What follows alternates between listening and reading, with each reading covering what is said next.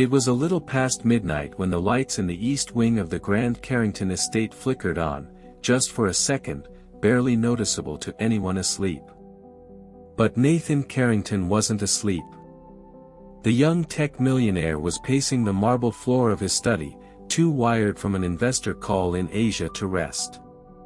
He reached for a glass of water and happened to glance out the tall window overlooking the servants' quarters. That's when he saw it. A faint light spilling from the kitchen, which should have been dark hours ago. Curious and slightly annoyed, he set his glass down and decided to check it out himself. The house was quiet except for the soft creak of the wooden staircase under his barefoot steps. Nathan had never really paid attention to the help beyond exchanging polite nods. He didn't know much about the maid assigned to the night shift, just that her name was Rosa and she mostly kept to herself. In a house filled with expensive artwork and modern security systems, a maid staying up late was unusual. Maybe she was stealing something. Or maybe she forgot to turn off the lights. Either way, he intended to find out. As he neared the kitchen, voices echoed softly from within. Except there was only one person talking. No, reading. A woman's voice, calm and steady, stumbling now and then over unfamiliar words. Nathan peeked around the doorway and froze. There, seated at the kitchen table, surrounded by cleaning supplies pushed hastily to one side, was Rosa. Her uniform looked slightly worn at the sleeves, her hair pulled back in a tight braid. She was completely absorbed in a thick textbook that didn't belong in a kitchen, or a cleaning closet for that matter. Principles of Engineering Mathematics was written across the top. A small notepad lay open next to it, filled with scribbled equations and tiny notes in a mix of English and Spanish. She didn't notice him standing there. For a moment, Nathan just watched. There was something oddly mesmerizing about the way she held her pen, how she paused often, clearly thinking hard before writing anything down. Her brows furrowed with concentration, her lips silently forming the words on the page. This wasn't just curiosity. She was trying to teach herself something most people wouldn't even attempt. Finally, he cleared his throat. Rosa jumped, nearly knocking over her cup of instant coffee. Her eyes widened when she saw him standing in the doorway. I'm sorry, sir, she stammered, already rising from her chair, the book halfway closed in a panic. I was just cleaning and took a short break. I didn't mean. Is that a calculus book? Nathan interrupted, not harshly, but with genuine confusion. She hesitated, unsure if it was a trick question.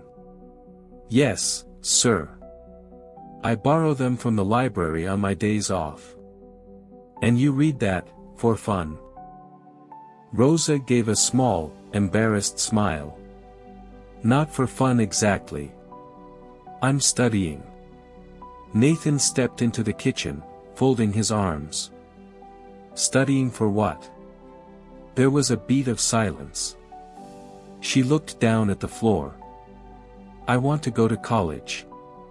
Someday. College, he repeated, surprised. You work 12-hour shifts. When do you have time for college? I don't, she said softly. Not yet. It would have been easy to laugh. It would have been easy to dismiss it as a dream too far out of reach. But Nathan didn't laugh. He studied her face instead. There was no trace of sarcasm, no attempt to impress him. Just quiet determination. How long have you been doing this? He asked. Rosa's eyes flickered toward the book. A year and a half. I started with high school review books. I didn't finish school back home. I had to help my family. And now you're teaching yourself calculus? He looked around, noting the worn-down pencil and torn edges of her notepad. With this?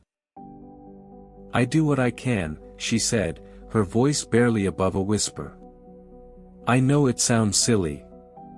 "It doesn't," he cut in, surprising even himself with how serious his tone had become. "It doesn't sound silly at all." Rosa blinked, unsure of what to say. Nathan rubbed the back of his neck, processing everything. This woman, who'd been quietly cleaning his house for nearly a year, was up in the middle of the night teaching herself advanced math. He couldn't decide if he felt guilty or impressed, or both. "Why engineering?" he finally asked. Her face lit up a little. "When I was younger, I loved taking apart broken radios. I didn't know what I was doing, but I always wanted to understand how things worked. My brother used to say I could fix anything if I had the right tools." Nathan found himself nodding slowly. That passion, it was real. And rare. But before he could say anything else, Rosa stepped back. "I'll put everything away now." "I shouldn't have." "No," he interrupted again, more sharply this time, then softened his tone. "No, keep it out. You were studying." She gave him a puzzled look. Nathan exhaled, his mind already spinning. This wasn't something he could just walk away from. There was something different about her. She didn't just want to escape her situation, she was working her way out of it, inch by inch, night after night, with nothing but borrowed books and stubborn persistence. He picked up the textbook, flipping through the marked pages. "These problems are hard. Most people wouldn't even get past chapter 1. "I'm only halfway through chapter 2, she said quietly, almost apologetically. "That's further than most," he murmured. There was a long pause. Then, without warning, Nathan looked her straight in the eyes and said something that made Rosa drop her pen. But that moment, those exact words, changed everything. Not just for her, but for him too. And what he did next. Rosa never saw it coming. Because some chances in life come dressed in silence and midnight shadows, and some stories begin not with money or power, but with a simple question and the courage to answer it. The house stayed quiet that night, but neither of them would sleep. Not after what was said.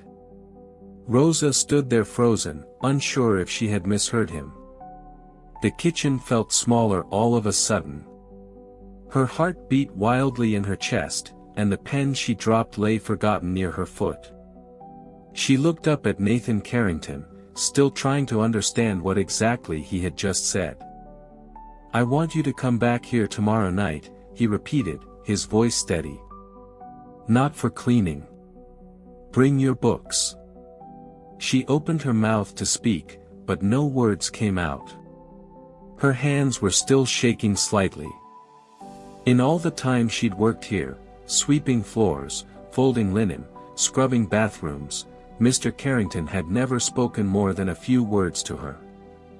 Now he was asking her to come back. To study? "I don't understand," she whispered. Nathan walked over to the coffee machine, poured himself a cup, and leaned against the counter. His face was unreadable, but his eyes weren't cold the way they used to be when giving instructions to the staff. "Look, I'm not offering you charity. I think what you're doing is impressive. And maybe I can help." She stared at him, unsure if this was a trick or some kind of test. "Why?" she asked softly. "Why would you help someone like me?" He gave a slight smile, almost bitter. "Because I was someone like you. Sort of." That surprised her. Nathan Carrington, the man who lived in a house with marble floors and custom furniture, who drove a black Porsche and hosted private dinners with senators and CEOs. That man had ever been anything close to her. He took a sip of his coffee and looked out the window. "My mother cleaned houses too. In Boston. She used to come home so tired she could barely talk. But even then, she made me study. She said the only way out was through learning. Rosa didn't speak. She didn't want to break the moment. Most people think I was born rich, he said, setting his cup down. But I started with nothing. My first laptop was stolen. My first job interview. I wore shoes with holes in them. He paused, glancing back at her. So yeah. I know what it's like to stay up at night hoping your future turns out better than your present. A silence stretched between them, not awkward, but heavy. Rosa finally nodded, though part of her still didn't believe this was real. Okay, she said. I'll come back tomorrow. Nathan smiled faintly. Good. And bring all your notes. We'll go over them together. That night, Rosa couldn't sleep. Not because of nerves, but because her mind was spinning. Questions flooded her brain. Why was he being kind? What did he really see in her? And what did he mean when he said he might be able to help? The next evening, Rosa returned to the kitchen right on time. She wore the same uniform, it was all she had, but her bag felt heavier than usual, filled with the weight of every notebook and borrowed textbook she'd collected in the last year. Nathan was already waiting. This time, the marble counters were cleared off, and 2 chairs were pulled up to the table like it was a study hall. He'd even brought a tablet and a laptop. Rosa felt out of place but sat down slowly.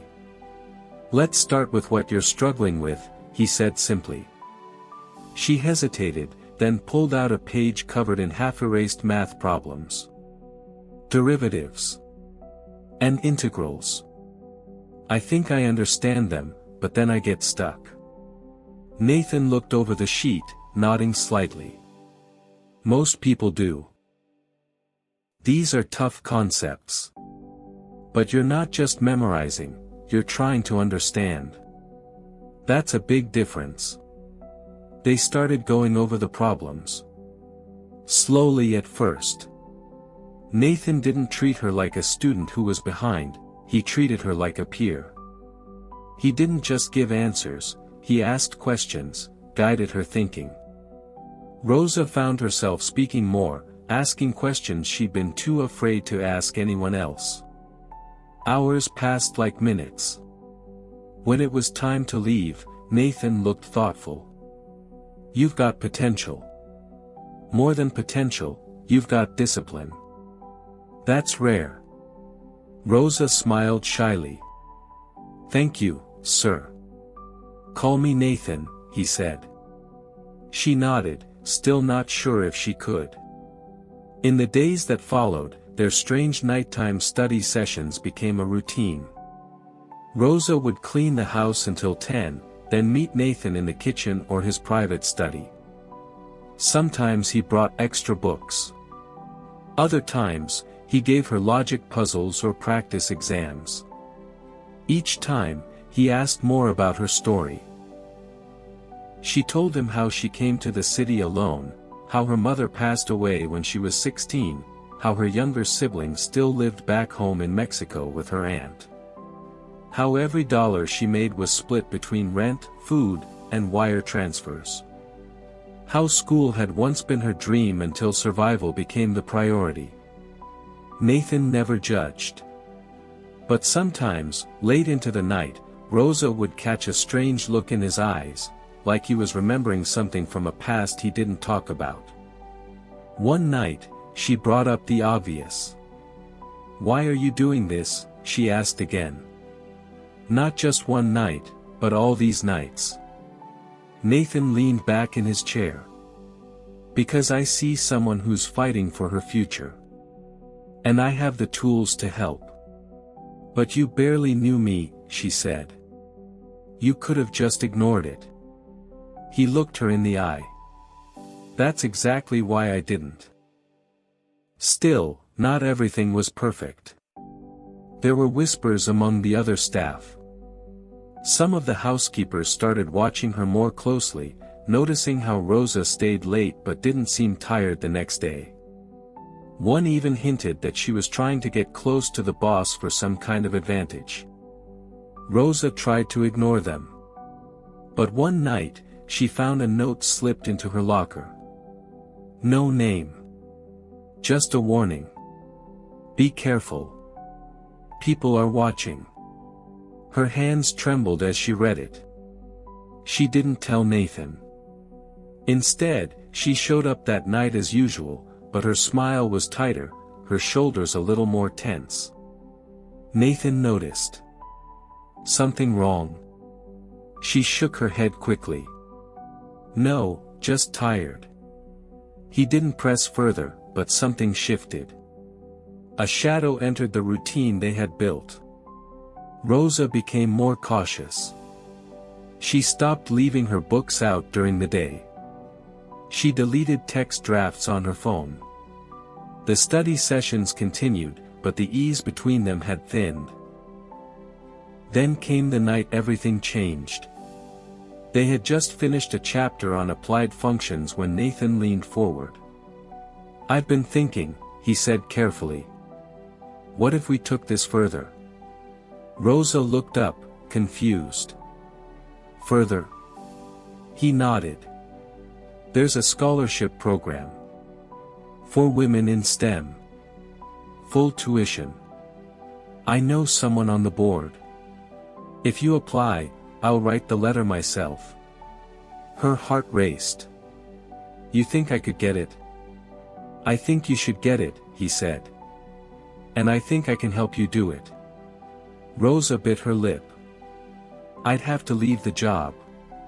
He nodded slowly. Eventually, yes. But maybe that's the point. She didn't respond right away. Her hands curled into fists under the table. Leaving the job meant risking stability. Her siblings still depended on her. But the thought of a real classroom, a campus, a future outside of marble floors and silent nights. It felt unreal. She nodded, finally. Okay. Let's try. Nathan smiled. But neither of them noticed the faint creak of footsteps just outside the study room. Someone had been listening. And what came next would change everything. The next morning, Rosa moved through the hallways of the Carrington estate with quiet purpose, but her thoughts were scattered. Her hands polished the silver trays as they always did, and she folded the fresh linens with practiced care, but her mind was on scholarships, applications, and the words Nathan had said the night before. It still felt like a dream, too good, too strange, too risky. But under the hum of excitement, unease clung to her. The note in her locker, the hushed glances from the other staff, the way Mrs. Lambert, the head housekeeper, had watched her that morning with narrowed eyes, none of it sat right. By early afternoon, she was called into the service office. Mrs. Lambert sat behind the desk, arms folded neatly in front of her. Rosa stood quietly, waiting. You've been staying late, the woman said without looking up from the paperwork. That's not part of your duties. I've been finishing up, Rosa said calmly. Mrs. Lambert's eyes lifted. Finishing up, or making new arrangements? Rosa's mouth went dry. I don't understand. You don't need to, the woman said sharply. But just know, people notice things. They talk. A maid should remember her place. Especially in a house like this. There was no warmth in her tone, only warning. Rosa nodded, offering no defense.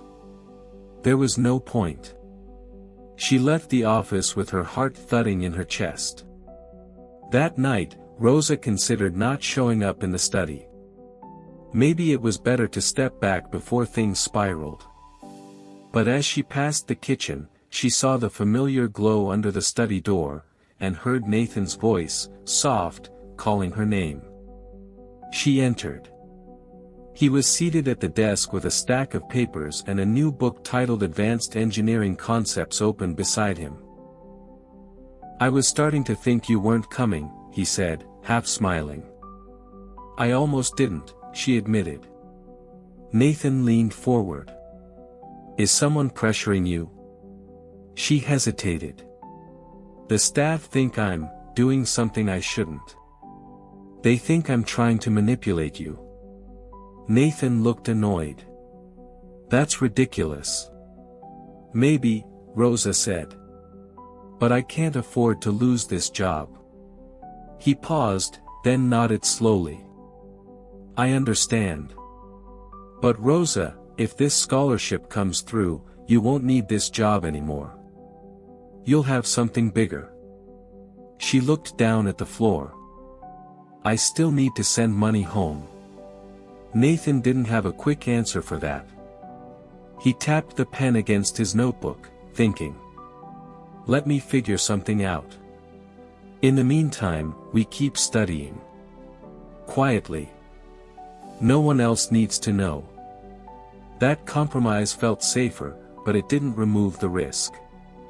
If anything, it deepened the secrecy. Their nightly sessions continued, but now there was a sense of caution woven into every word. Rosa started arriving 5 minutes later, leaving 10 minutes earlier. She slipped through hallways like a shadow. Nathan locked the study door behind her each night, just in case. And still, someone kept watching. One evening, a young gardener named Luis approached Rosa as she was leaving through the side exit. He'd always been friendly, never more than a polite hello. But this time, his tone was different. "I heard Mrs. Lambert asked about you," he said quietly. Rosa tensed. "Yes. She's not just suspicious. She's angry. She thinks you're planning something." "I'm not," Rosa said firmly. "I'm just trying to learn." Luis looked hesitant, glancing around. "I believe you. But you should know, she's been talking to the Carrington's lawyer. She might be trying to get you fired." Rosa's breath caught. "Fired? For what?" He shrugged. "She says you're getting too close to the boss. And if there's anything that could look bad on him, well, she'll use it." Rosa pressed her lips together. She thanked Luis and left quickly, her thoughts racing. She had done nothing wrong. But in this world, it didn't seem to matter.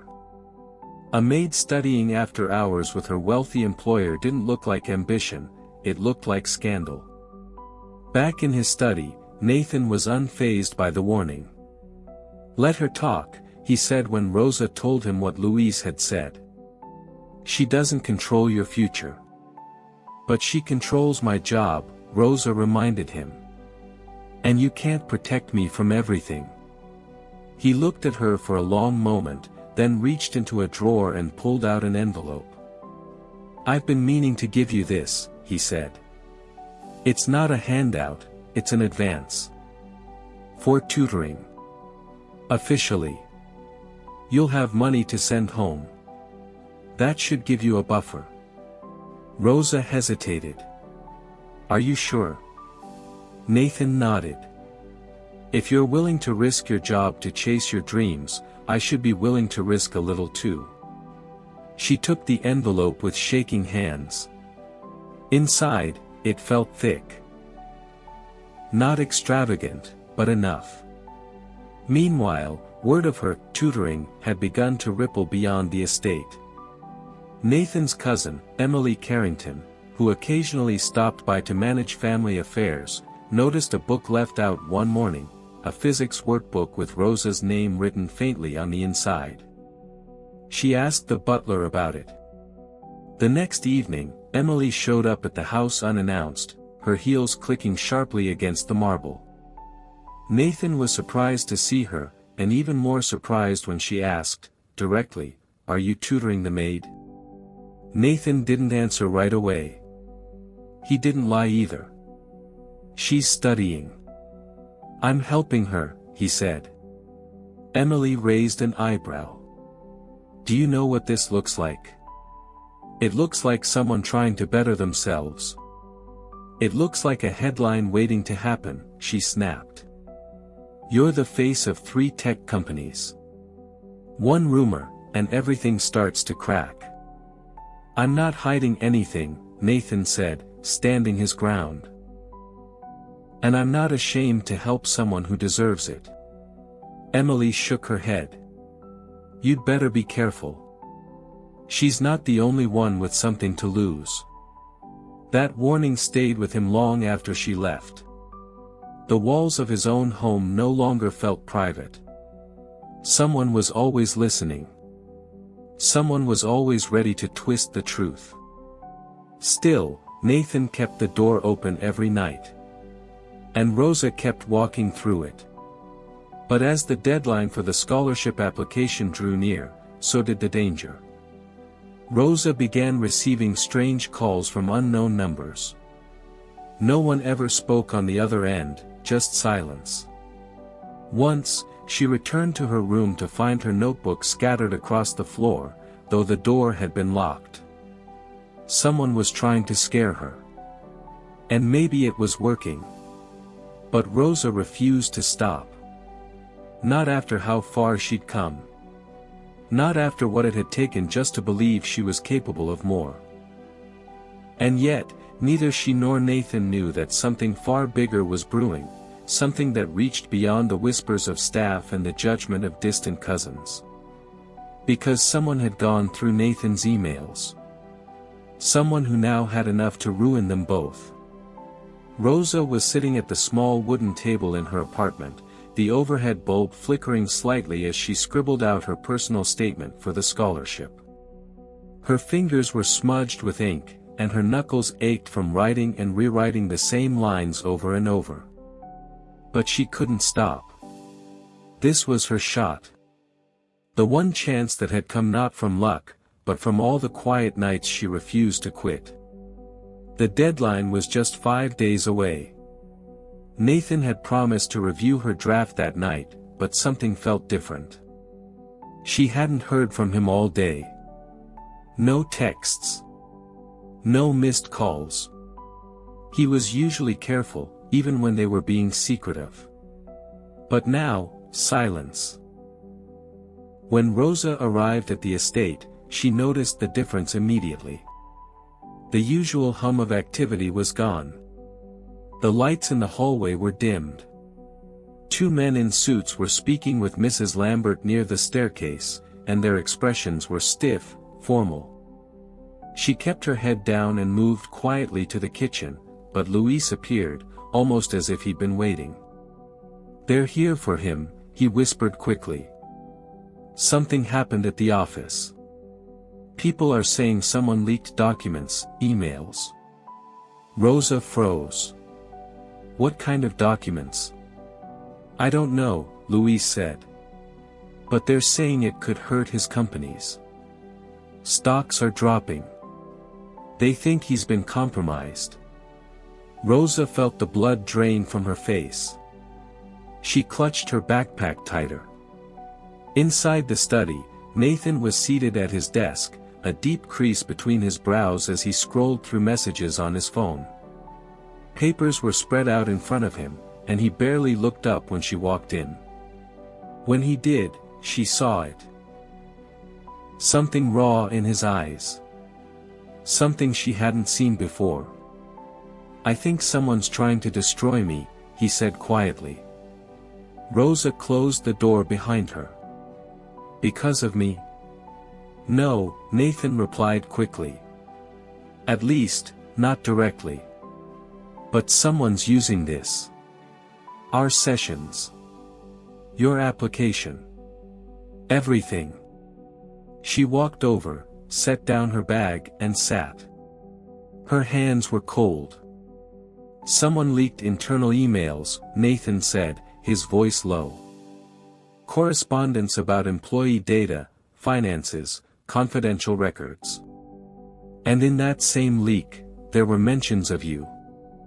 Your name. Our meetings. Rosa's heart dropped. Why would that even be in your emails?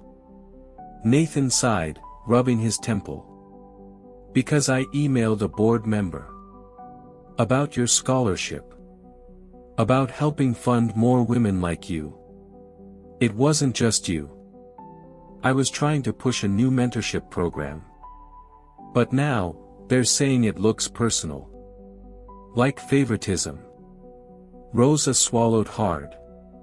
Do they think we're? Nathan looked at her then. Really looked at her. Yes. Some of them do. Neither spoke for a moment. The ticking of the old clock in the corner felt too loud. What happens now? She asked. Nathan leaned back, exhaling. The board is launching an internal investigation. My cousin Emily's involved. And Mrs. Lambert's been whispering to people.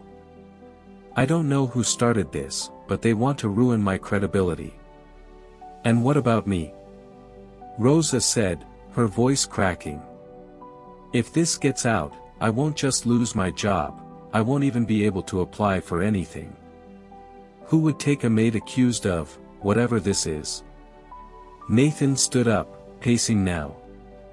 I won't let that happen. But we need to be smart. Keep our heads down. Don't give anyone more to twist. But it was already too late for silence to protect them. The next morning, photos appeared online. Blurry, taken through a hallway mirror, Rosa leaving Nathan's study at night. No context. No explanation. Just an image, accompanied by a speculative headline. Billionaire tech CEO seen with housemaid in late-night meeting. Sources say internal conflict brewing. Rosa's phone buzzed non-stop. Unknown numbers. Messages from numbers she didn't recognize. She turned it off by noon and sat on her bed, staring at the wall. By that afternoon, reporters were outside the estate. Nathan didn't answer her calls. Luis texted once, the staff's in chaos. They're saying she's getting fired. Rosa packed her few things, unsure if she should return at all. That night, she stood outside the estate side entrance, staring at the black gates. They looked taller than they ever had before.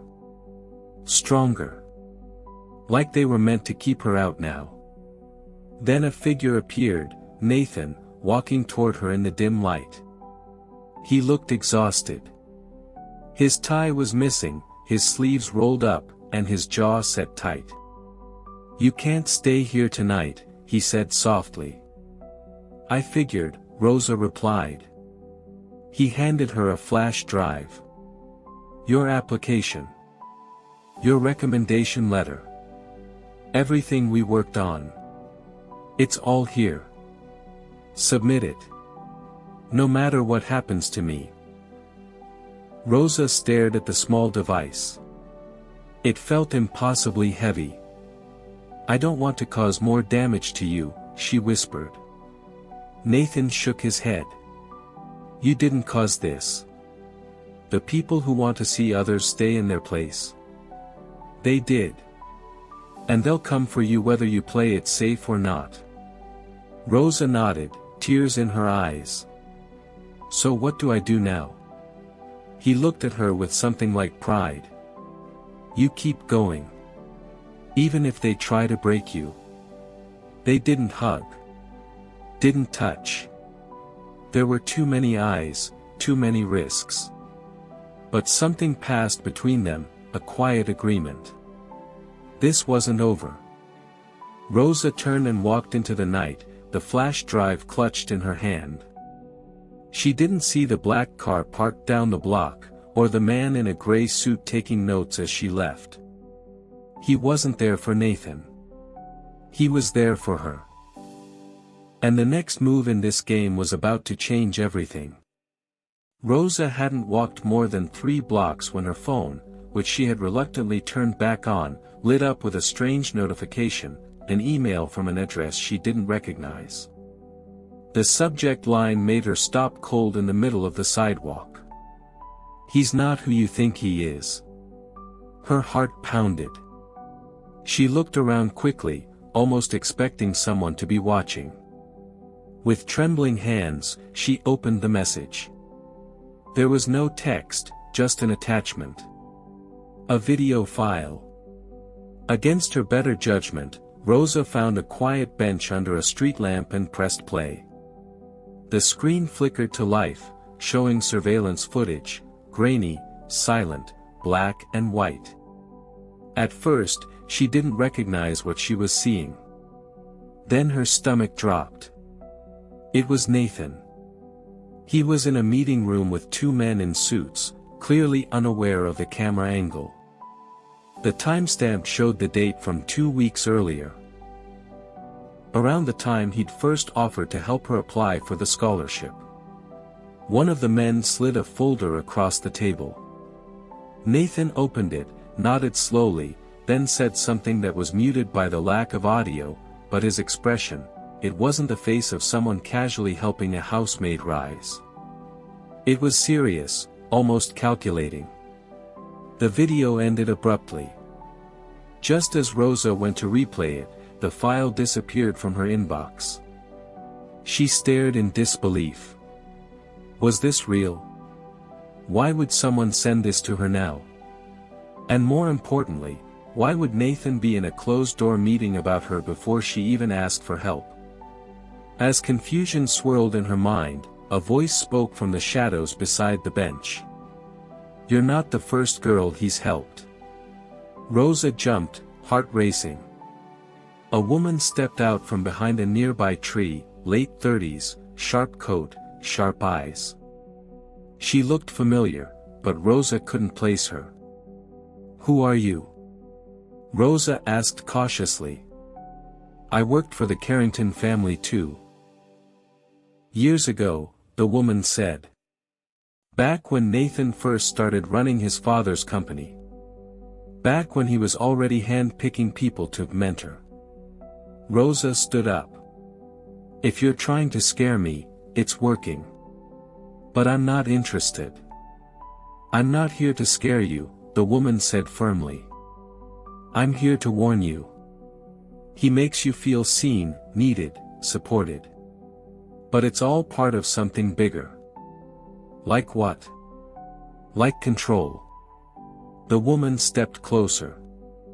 "You don't think it's strange? That he just happened to discover your talents?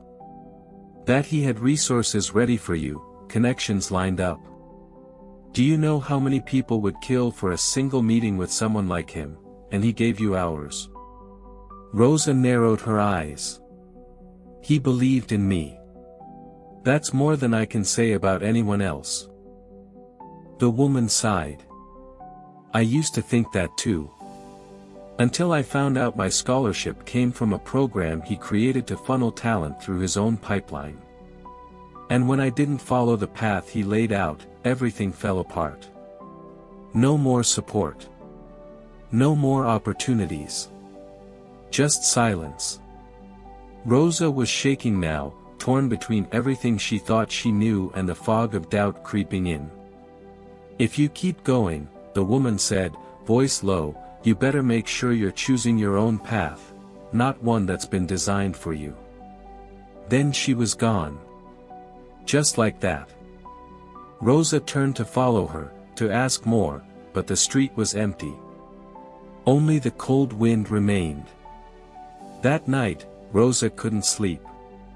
The flash drive sat on the table in front of her, untouched. Nathan hadn't called again. Her instincts screamed that something wasn't right, but she didn't know who to trust anymore.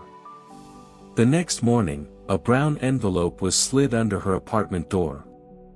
Inside was a single page, printed with a photo.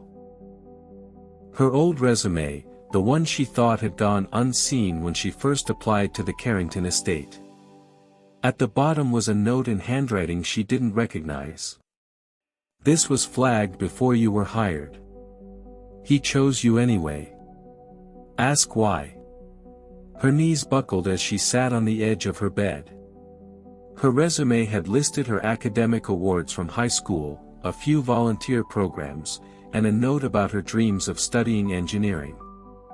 But the last page, the one where she'd mentioned her father, was the most personal. She'd never told anyone that her father had once worked for Carrington Industries as a junior engineer before being laid off during a scandal years ago. Nathan had never mentioned knowing about that. Suddenly, her mind reeled back to one conversation weeks ago, when Nathan had asked casually if anyone in her family had ever worked in tech. She had brushed it off, never thinking twice. Now the pieces began to shift. What if this wasn't chance? What if he had found her, not because of her effort, but because of her father's past? The tension that had been building for weeks now felt unbearable. The woman's words echoed in her head. The video. The silence. The way everything seemed almost too perfect at first. And still, part of her didn't want to believe it. Nathan had looked at her like she mattered. He had stayed up late to help her learn. He'd given her hope. That had to count for something. But the shadows around her were deepening. By midday, she made a choice. She needed answers. Real ones. No more secrets. She called a contact from a local community center, someone she used to volunteer with, an older man named Jonah who had once worked in cybersecurity.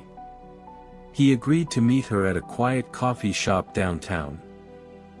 Jonah listened patiently as Rosa explained everything, carefully leaving out names but describing the situation in enough detail.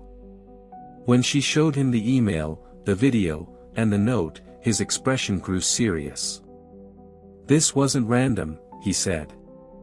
"And that footage? That's not public surveillance. It's internal. Someone inside his company wants this out. Badly." Rosa nodded. "So what do I do?" Jonah leaned forward. "You need to find out who's behind the leak, and fast. Because if they're willing to manipulate you, they're probably using him too. You're both targets." "But why?" Jonah gave her a look that sent a chill down her spine. "Because secrets like this don't get out by accident. Someone wants to bury both of you. And from the looks of it, they're not finished yet." As Rosa left the cafe, she realized the game was bigger than just her scholarship. Bigger than Nathan's reputation. She was caught in something layered, something that involved power, betrayal, and a past she didn't fully understand. And somewhere in the middle of it all was the truth, about her father, about Nathan's real motives, and about the person pulling the strings behind the scenes. But she wasn't running anymore.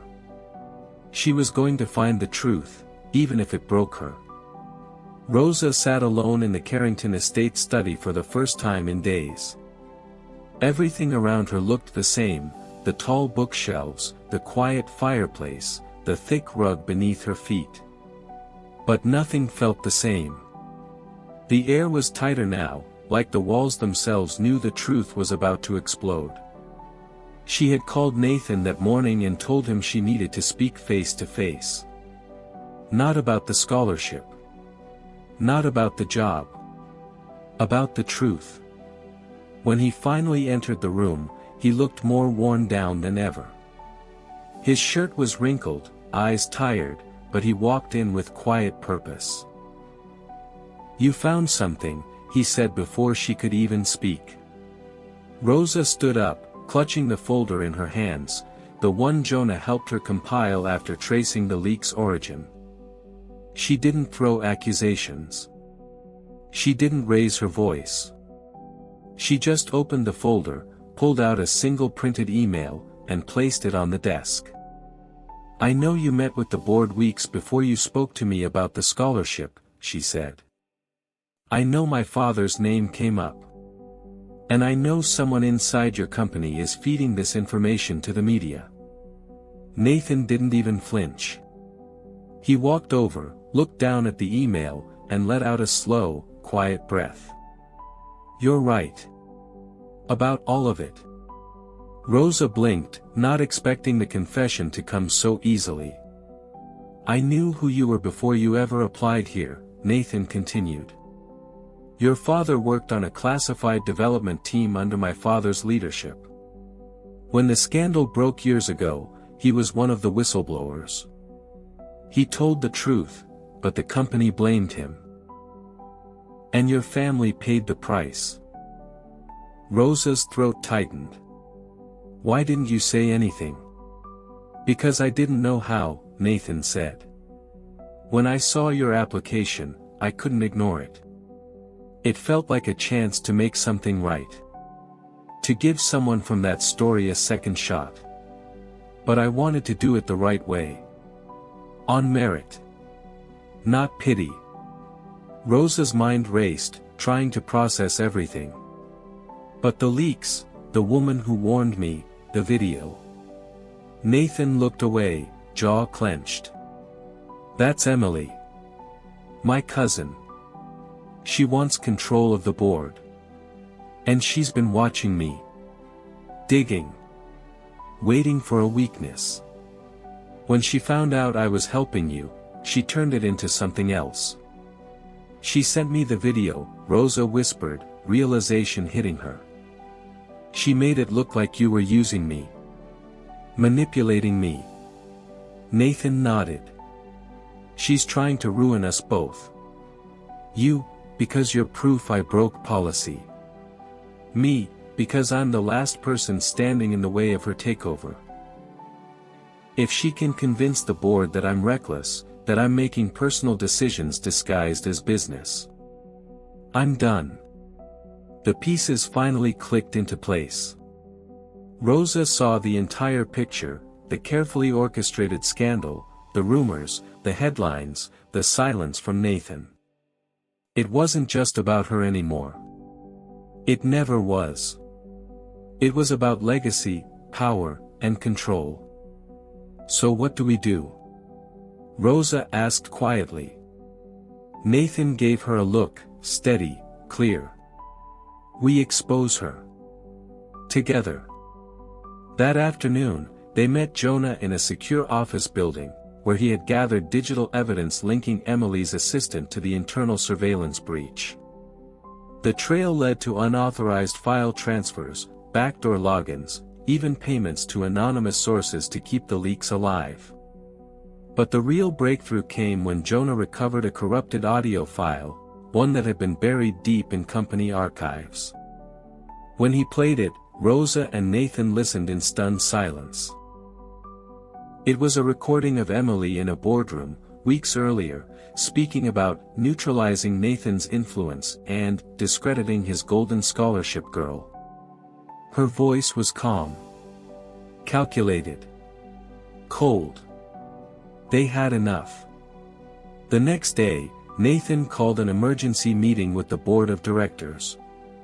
Rosa waited outside the conference room, pacing back and forth, her nerves crawling with every passing minute. When the door finally opened, Emily stormed out, red-faced, refusing to make eye contact. The rest of the board filed out slowly, eyes low, whispers trailing behind them. Nathan emerged last. And when he saw Rosa, he smiled, not with triumph, but with relief. "She's out," he said simply. Rosa let out a breath she didn't realize she was holding. It was over. Or so she thought. A week later, as the estate settled back into a strange calm, Rosa received a letter in the mail. It wasn't from the university or the scholarship committee. It was handwritten, elegant script on fine paper. "You did well. But not everything is what it seems." There was no signature. No return address. Inside the envelope was a photo, a faded one, from years ago. Her father. Standing beside a younger man. Nathan's father. And behind them, in the background, half-shadowed and almost unrecognizable, was Emily. Rosa stared at the photo for minutes. It didn't make sense. Emily would have been a teenager back then. Why was she in the photo? Why was this sent to her now? She flipped the picture over. A small note was scrawled on the back: "Ask him what really happened the night your father was fired."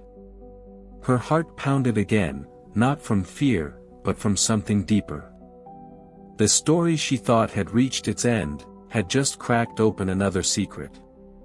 And somewhere, buried beneath years of silence and betrayal, was the truth about her father's fall from grace. Rosa held the photo tightly. She wasn't done. Not yet. Rosa sat by the window of her small apartment, the late afternoon light spilling across the photo in her hands.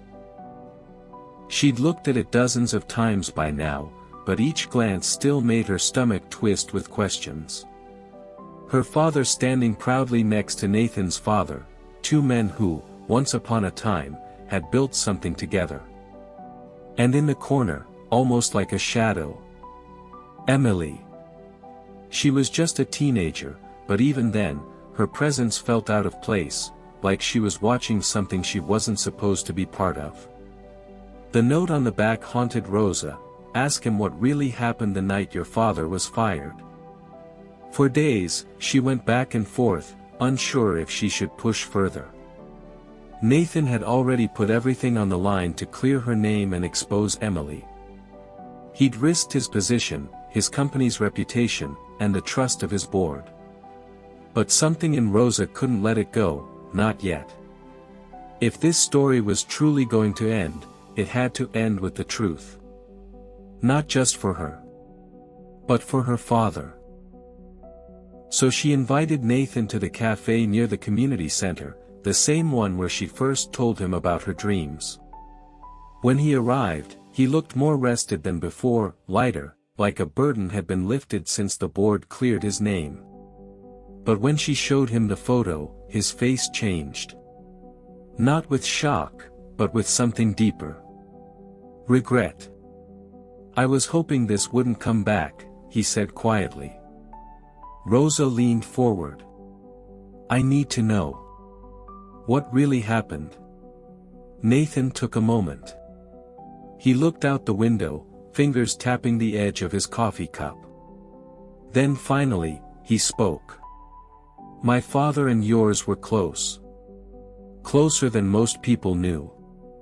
They worked late nights on a project they both believed in, something that could have changed the company forever. But when the project started to threaten other executives' interests, they tried to shut it down. Your father refused. He believed in the technology, in the people it could help. He went to the board, thinking he was doing the right thing." Rosa swallowed, holding his gaze. But Emily's father, he was one of those executives. And he wasn't going to let your father's actions ruin their plans. So they buried him. Falsified reports. Blamed him for a failure that wasn't his fault. And my father, he didn't stop it. He didn't defend him. Because if he did, he would have lost everything too. Rosa's hands tightened in her lap. So my father lost his career, and his name, for doing the right thing. Nathan nodded slowly. Yes. And he wasn't the only one. But yours paid the highest price. A silence fell between them. Not heavy. Not angry. Just quiet, like the weight of years finally settling into place. "I wanted to make it right," Nathan continued. "That's why I helped you. Not just because you were smart. Not just because of potential. But because I saw the fire in you. The same one your father had. And I thought, maybe if I helped you rise, it would be like giving a piece of him back the dignity he lost." Rosa nodded, the anger in her heart softening into understanding. The truth still hurt, but it was real. Honest. And that mattered. Over the next few weeks, Rosa made some big decisions. She accepted the scholarship, on her own terms. She asked to be placed at a university far from the city, where she could focus on her studies without the pressure of being Nathan Carrington's protégé. She wanted to earn her place, just like she always had. And this time, with no strings attached. Before she left, Nathan invited her back to the estate one last time. The grand halls looked different now. Warmer. Less intimidating. Like the walls had finally stopped whispering secrets. In the study, he handed her a small box. Inside was a medallion, a golden gear-shaped pendant with a tiny inscription in the center. "It belonged to your father," Nathan said. "He gave it to mine on their last night working together. I thought you should have it." Rosa held the pendant in her hands, tears filling her eyes. The inscription was faded, but she could still make out the words, "Progress through truth." The next day, she packed her things and boarded a bus for the university. As the city faded into the distance, she felt something she hadn't felt in a long time, peace. She'd come into the Carrington estate as a maid, unnoticed and underestimated. She was leaving as a scholar, a fighter, and a woman who had uncovered truths that others had tried to bury for years. Her time at university wasn't easy. There were long nights, hard exams, and moments of doubt. But she carried the pendant around her neck and the story of her father in her heart.